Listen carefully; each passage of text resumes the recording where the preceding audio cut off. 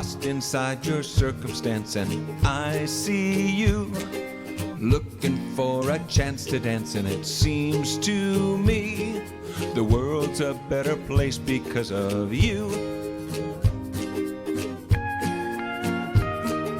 You were made to shine just like the stars above, and I know you are made for love and to be loved, and it seems to me the world's a better place because of you.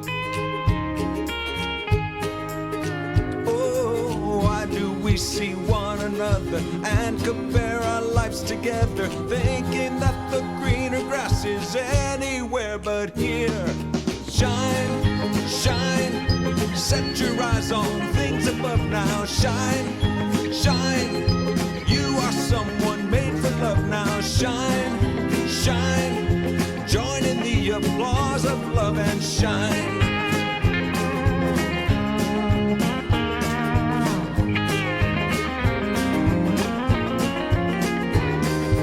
Ain't it grand?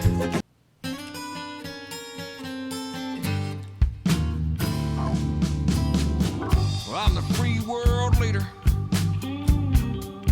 Freedom's rolling out to you. Oh, let's roll. Well, I'm the good news instigator, compassionate conversator. This freedom is rocking and rolling on after you. White and blue. Greetings, everybody, and welcome to the John Morgan Show. I am your host, John Morgan.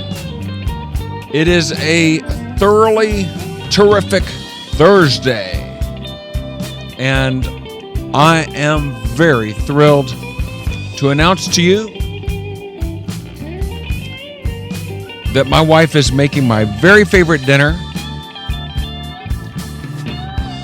and I can't wait.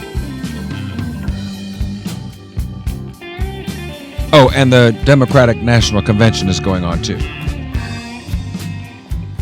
Yes, indeed, tonight I think is the night that presidential candidate Joe Biden, been Biden his time for all these years, will finally be able to accept the nomination of his party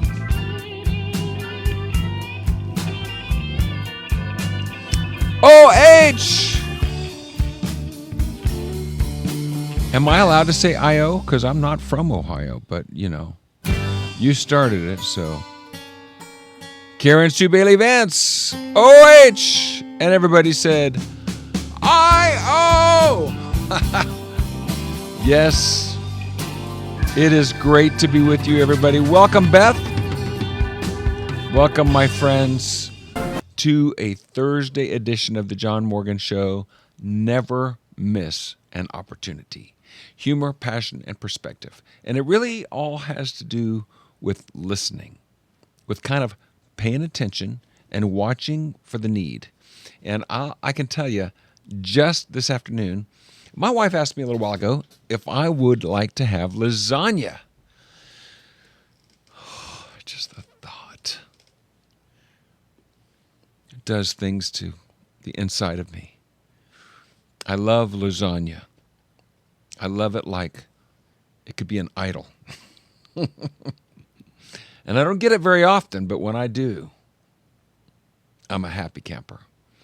And Kathy asked me if I wanted lasagna, and I don't know, why did I do this? Why did I answer, I don't know. You know, if you want to make it, great. You know, and I acted like I didn't like pull the car. We were riding in the car together, picking up a bed frame for my sister.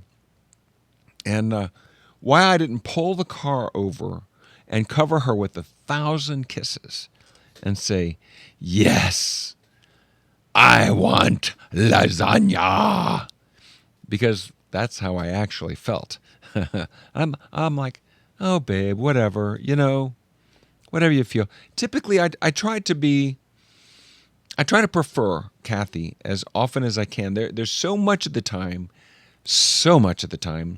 that I don't think to prefer her, and prefer myself just by default, that when I actually think of it, I like to do it, and choosing where we're going to eat, what we're going to eat, is typically one of those times when it's easy for me to say, babe, lady's choice.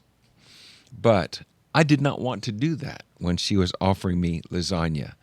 And so there comes a time when your woman is glad to hear what you actually want. And you need to say, my world revolves around my desire for lasagna. The question is, ricotta or cottage cheese? And so I was actually thinking, we went together to Publix, and I was going to say, where do y'all keep your ricotta cheese? Just to see what they'd say. Wait, pick one. But while we were in the grocery store, my bride ran across a young lady who was our age, maybe our age. She might be actually Deborah. She might be actually watching the show right now, or soon to be watching the show, because I invited her to join our radio audience. And so, Deborah, if you're there, welcome. Ricotta cheese. Yeah, you got to go with ricotta, not cottage cheese. Cottage cheese is kind of the second less expensive kind of way to go. But no, we're all about the ricotta and the mozzarella. Oh yeah, it's going to be breathtaking. Can you just, are your taste buds? My mouth is watering right now. I don't even need to drink this water. And yes, there's actually, oh my gosh, it's a green mug. Look what it's doing. That is so strange. How fun is that? I did not rehearse that ahead of time. That is so crazy. That's pretty much the actual color of it. But look what happens. The green screen gets a hold of it. Wow. But you can't see the water in it. That's weird.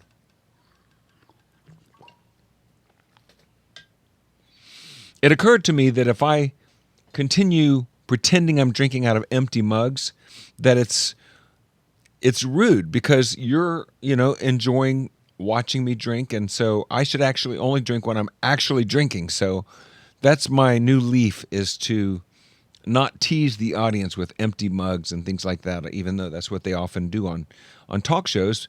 I mean, I can appreciate why having the cup there is warmer. It makes it feel, more inviting, like almost like a living room. There's nothing like sitting around a fireplace, having deep discussions about what's been going on in your life, talking to friends, close friends, guys around the campfire at night, during a retreat. Things like that are so much fun. And anyway, so I had the privilege of, honestly, I've completely lost my train of thought. I don't know what I was talking about. Oh, yeah. Oh, yes, Deborah. We ran into a new friend at Publix. Her name is Deborah, and she had her mask under her chin. And Kathy and I would prefer, if we had the opportunity, to never wear a mask, but, it's become pretty much part of our culture now. I guess it's been part of the Chinese and Japanese culture for many years, because I've noticed for years that when people of Asian descent pass through the airport, oftentimes they'll be wearing a mask. So maybe it's air pollution, I don't know, but it's just their habit, and so now it's becoming, unfortunately, I don't like it. It took me a long time to begin even to get used to it, because I love a smile. I love the warmth of a greeting. Anyway, so Deborah had her mask down around her chin, and my wife struck up a conversation with her, because I think she was jealous, because she had her mask all the way covering everything. You can barely see who it is. And but Deborah she said she had a conversation with somebody in the Publix just previous to my wife meeting her, and the lady was giving her a scornful look, and my wife struck up this conversation, and Deborah told her, I have asthma, and if I get under stress, trust me, it kicks in. So please leave me alone and don't make a big deal over the way I have to wear my mask. So so as I was walking away from the conversation, Kathy had already headed over to the mozzarella cheese. And as I was walking away, I felt this little nudge, this little something. And it felt like God was saying to pray for Deborah. So we had already established that she was a believer. In fact, we even had a connection in terms of what church we went to. And so I asked her, just followed up on that nudge, Deborah, would you mind if I said a quick prayer for you? And it was no big deal. I said a simple little prayer. But I can tell you, there have been so many times when I followed those nudges and big things took place. And sometimes things take place that I won't even know about, maybe until I get to heaven, and maybe never know about. I don't know. But the point is that I don't ever want to miss out on an opportunity to bless someone else because they need it. I mean, how many times have you said something kind to someone and they, oh, that made my day. Thank you so much. I mean, some people get on the phone with telephone solicitors and they mock them and they tease them and they make a big deal out of it. I don't do that because who knows? And I've always been that way too. I remember talking to Deborah and she told me her gift is she's an encourager. This nice lady that we met at Publix. And I said, that's my gift too. I feel like I've been gifted with the gift of encouragement. And I hope that comes through in my daily meetings with all of you, that I hope you feel encouraged at the end of our time together. Because the opportunity to partner with, to hang out with, to walk through this life with God as our best friend, as our peepadillo, our companion, traveling companion, but also as our Father. It says over and over, the Lord holds you by the right hand. And I just love that imagery, although it looks like it's my left hand, but it's actually see, this is not a mirror view. It's opposite man. So anyway, I don't know if you guys are seeing it. Okay, here's a question. Are you seeing me holding up my left hand or my right hand? I'm actually holding up my right hand, but to you, does it look like this is my left hand or my right hand? Somebody say left, right, put in the comments and let me know. I want to know if you're seeing it exactly the way I see it. But that would make sense because otherwise you would not be able to read this. You see it as your right hand, my right hand? So Mark, is this backwards to you? It says, life is too short to drink cheap wine. Are you reading this the way it looks, or are you reading it and it's all backwards, as though if I was holding this in a mirror, I wouldn't be able to read it? Right meaning it's my right hand, or right? Can you read this? Somebody let me know. I know there's a 22-second delay from when I say it.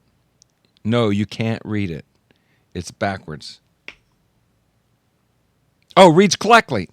Okay. So this should look like my left hand.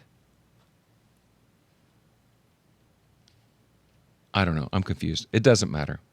The point being, we all get those little nudges. If you're connected at all to the human race and you want to help other people, and you have a connection to God, you probably get these little nudges, these little ideas, these little thoughts that come into your head.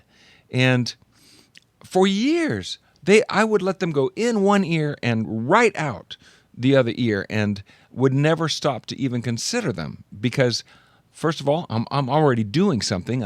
I have an agenda. I'm on my way somewhere or whatever, and I just don't recognize what's actually going on, that God is actually interrupting my flow in order to send me on a mission. And I love the idea of being an agent of heaven, a special agent, kind of like, we all love spy movies. We all love Jack Ryan and Mission Impossible and James Bond and all those awesome movies where there's somebody who's doing this secret work for the kingdom, the queen, whatever. That's our opportunity as believers. We get to do missions on behalf of heaven. And today it was just as simple as saying a little prayer to a new friend, Deborah. But oh my goodness, the opportunities that we have. I've shared some of them with you on my behalf. One night I was at home and I felt this nudge, and it was simple. It was a thought. The thought was, get in your car. I have somebody I want you to talk to. I got so excited. It was like, your mission, John, should you choose to accept it. And so I told Kathy, I think God sent me on a mission. It was this, I knew nothing. I got in my car and I drove for probably 25 minutes or so. And I pulled off the exit when I felt I was supposed to pull off. I pulled into an actual rest stop. And I mean, for some reason, the car that I was supposed to pull up next to, I somehow just knew it. And I pulled up next to a car, and I prayed the whole way. And I rolled down my window and I said to the guy sitting in the seat, I said, this may seem strange, but do you need to talk?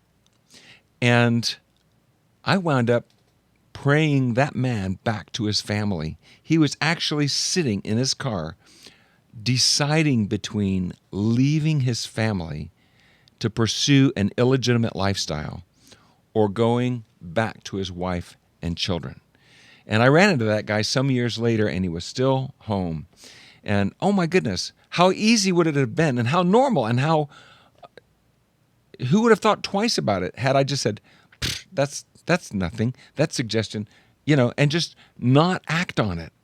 But the things that come from those little thoughts, my new song that I played for all of you the other day, and soon we'll have the chance to play the entire recorded version, it was just a fleeting thought in the bathroom.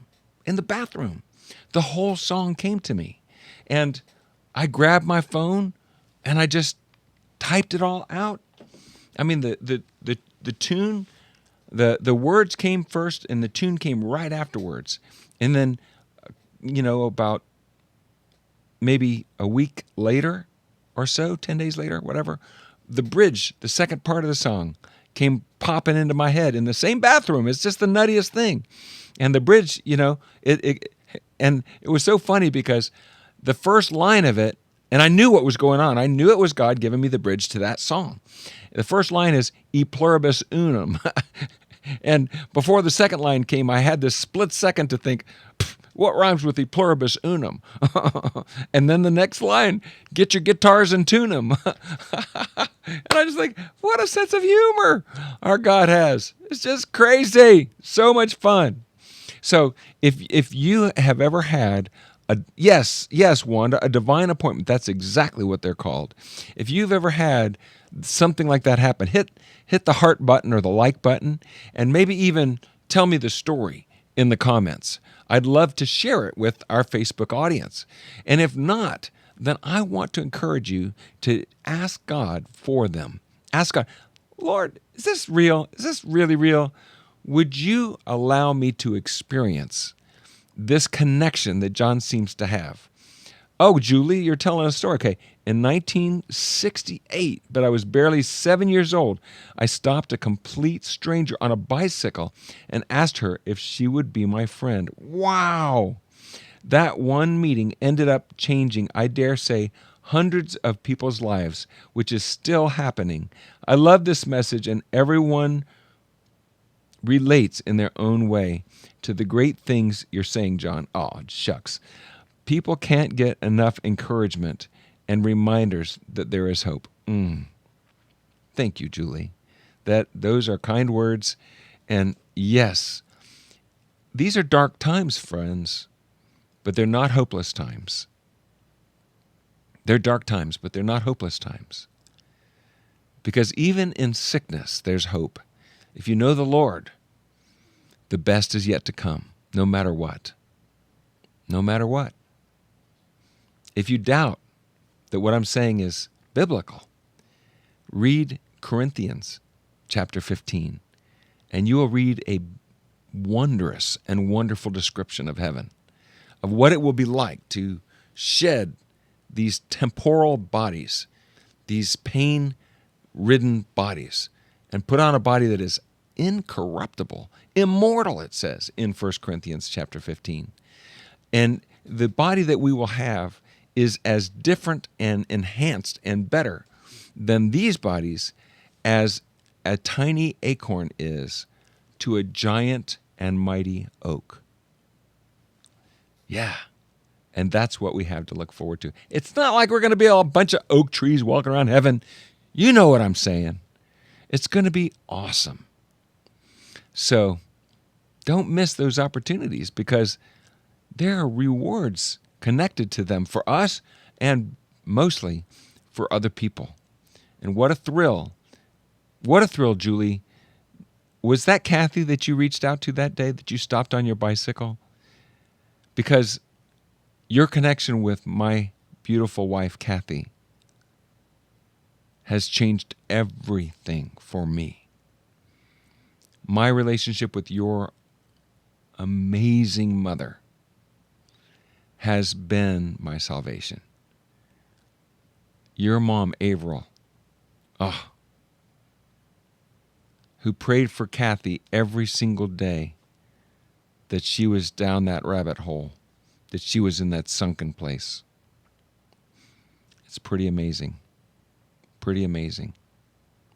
So yeah, never miss an opportunity. You never know. Hey, what if I hadn't listened to that song? Now, who knows? The song may go nowhere. None of my songs ever have, except for the Selfishy song. Would you guys like to hear the Selfishy song? This was another song that popped into my head. I was actually at a conference, a music conference, with the Fellowship of Contemporary Christian Musicians, the FCCM, back in the day. And all my old gospel music peeps will remember this song, will remember the FCCM.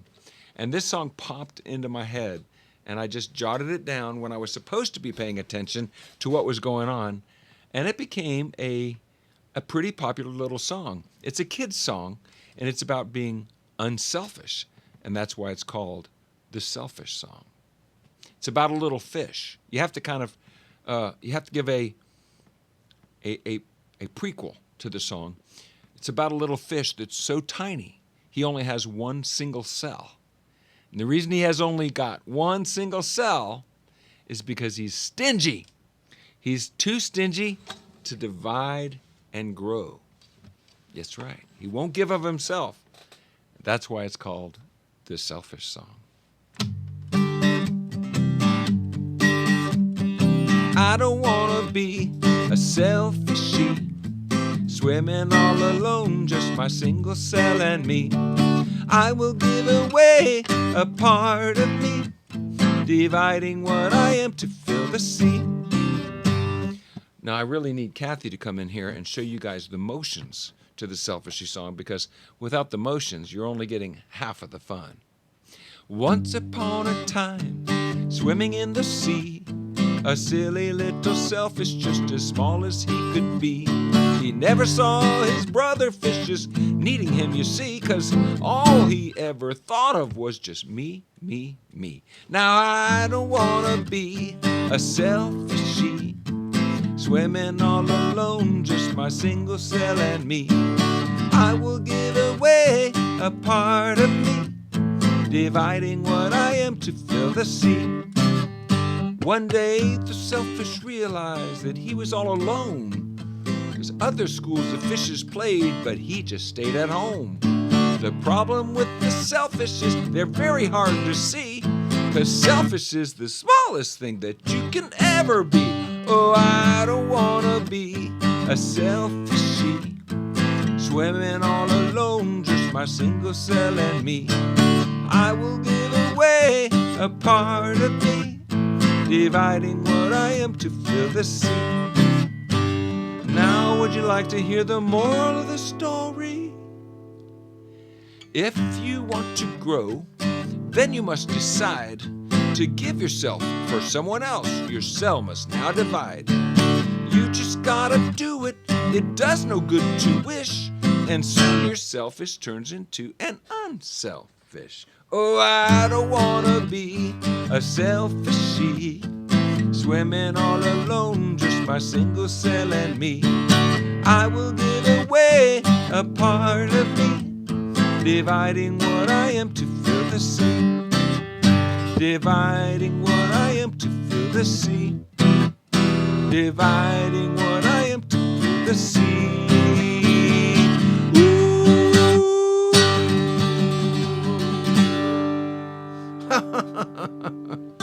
Don't be a selfishy. Ah, that's fun. Now that song is contained on my second album, Loveworks. And here it is. Oh yes, that handsome devil is yours truly. And that's the Loveworks album. And see how I've goofy as I am, side 1, WON, side 2, TOO. But it's got a lot of the songs that I've played on the show for you acoustically. And since we're standing here, this is my first album, Outstretched Hand. I don't really have any residual copies of Outstretched Hand. I have a few copies left of Loveworks, but if anybody wants one, we can work that out. Just let me know, and I'll charge you $10. And what I've got is I've got a DVD burner, and I can take the music from the cassette and burn it onto a DVD and ship it out to your way. So it'd be just $10 plus shipping and handling, and that'd be a lot of fun. You never know. I may re-record some of those songs sometime in the future, but for now, they are what they are. You are who you are, and I am who I am, and God is who He is, and He is our destination. Well, God bless you, folks. Thanks so much for tuning in for a Thursday edition of The John Morgan Show. Just remember, never let an opportunity get away from you. I appreciate you. God bless you, and God bless America. Hey, this is Al Robertson from Duck Dynasty and Duck Commander. I want to tell you about a great book called War on Fear from my good buddy, John Morgan. Of course, he looks like George W. Bush, who had the famous War on Terror, so I immediately knew, there was a nice a bit of wordplay there. This book is fantastic. I think it speaks to sort of that natural fear that all of us have, whether it's public speaking or whether it's the first time you get asked to do something you've never done before, up to, the fear of loss of life, of a sick person in your family, all the things that we face every single day. I recommend this highly. I promise you will be blessed when you read this book, and it's the sort of book that after you read it, you're going to want to pass that on to someone else, which to me are the best kind of books. So War on Fear, get yours as soon as you can.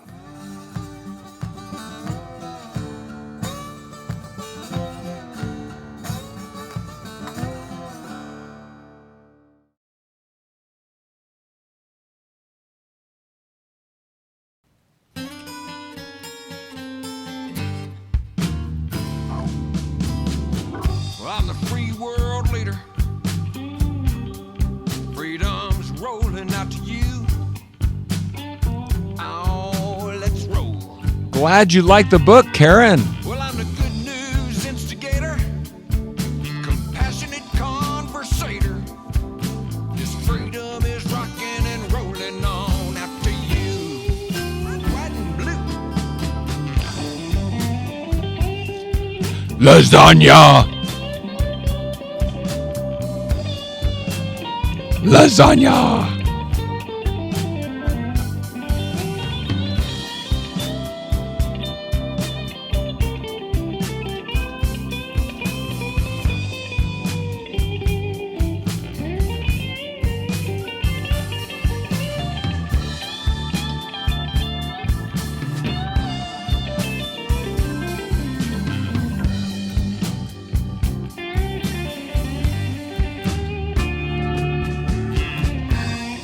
Thanks everybody for tuning into the John Morgan Show, and thank you so much for the encouraging remarks about the encouraging remarks that I made.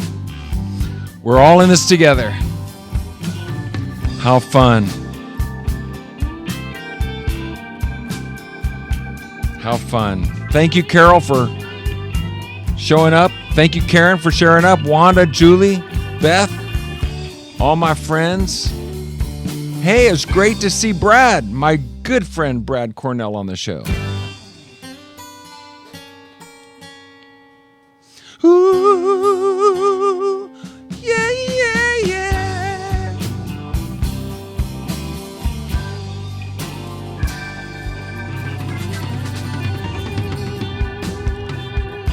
Bye, everybody. See you on Fabulous Friday.